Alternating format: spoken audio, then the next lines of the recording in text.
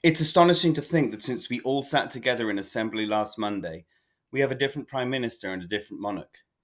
As the news emerged from Balmoral in Scotland that the Queen was entering her last hours, with her family being urgently flown up to be at her side when she passed away, people started to write that they were unable to comprehend how this particular era was ending. You'd have to be over 70 years old to have lived under any other monarch, and older to remember any other monarch. She's been a constant throughout our lives, and so it's hard to imagine life without her. Irrespective of what you think about the monarchy, this is a constitutionally significant moment in the history of the UK, and you are living through it. I'm Mr. Goldsmith, and I teach politics, and I'm going to explain why this is so. The last days of the Queen sums all of this up.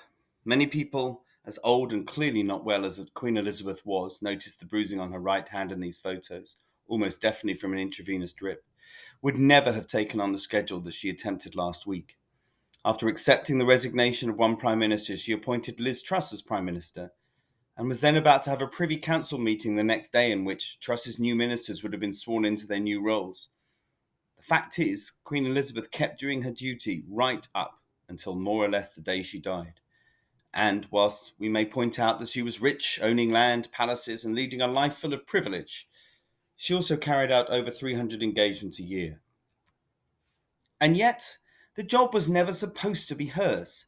She came to the throne by way of an abdicating uncle, as Edward VIII had to give up the throne to marry a divorcee, not allowed at the time. A dead too soon father who died of cancer at the age of 56.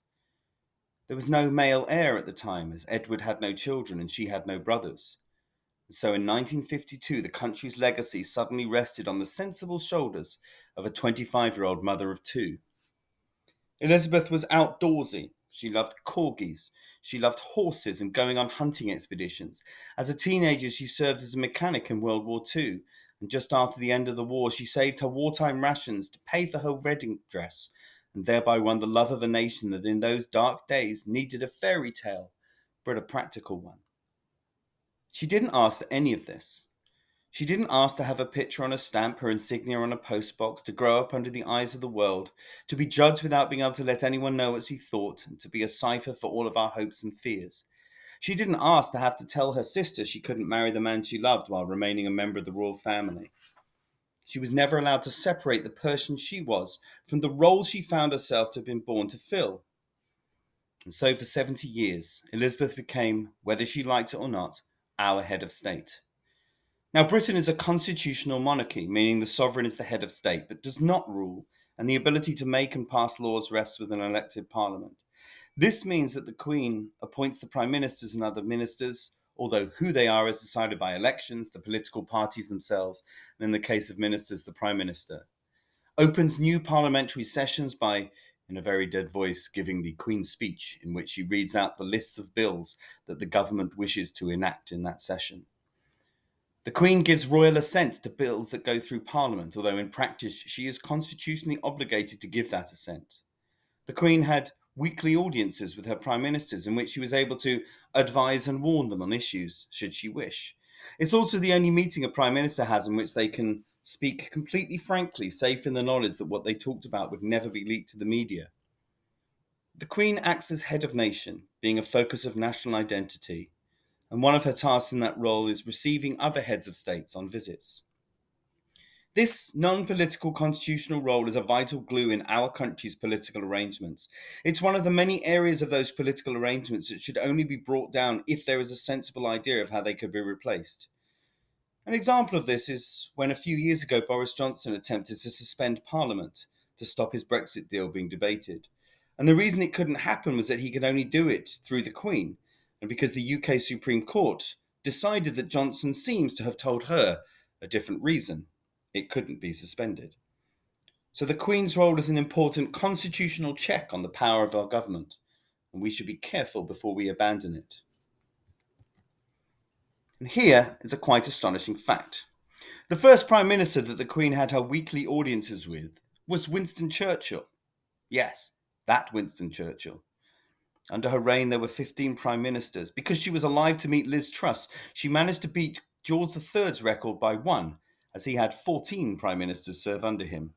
Winston Churchill was born in 1874, right slap bang in the middle of the Victorian era. Liz Truss was born in 1975, over 100 years afterwards. Therefore, Elizabeth was one of our very last links between the Victorian era and now. And here are some more numbers for you. She was the longest reigning British monarch, having overtaken Queen Victoria in 2015. She died the oldest monarch in British history, and her son Charles became the oldest person ever to become monarch at 73 years old. The 27 million people who watched her coronation accounted for more than half of the population of the UK at the time. She died with 12 great grandchildren, and it is entirely possible she'd have had more had she lived longer, given her youngest grandchild is still only 14. Those 15 prime ministers spanned 18 general elections, and the Queen ended up as the head of state of 15 countries. And here's where something that was started a long time ago might soon be finished. Those 14 other countries of which the Queen is the head of state may well take this opportunity to end this particular tie. Once under direct colonial rule, they have gradually fallen away, with Barbados being the latest to become a republic, and both Australia and Antigua and Barbuda manoeuvring themselves into a position from which they may well soon have a referendum to do so. The fact is, Queen Elizabeth was born a child of empire. 1/4 of the world's population lived under British rule when she was born, almost 500 million people at that time.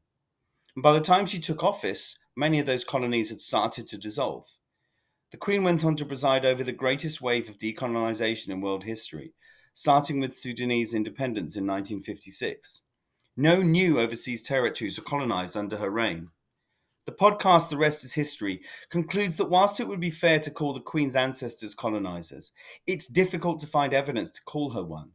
And whilst under her reign her governments may have been involved in some highly questionable acts, she played no role in them.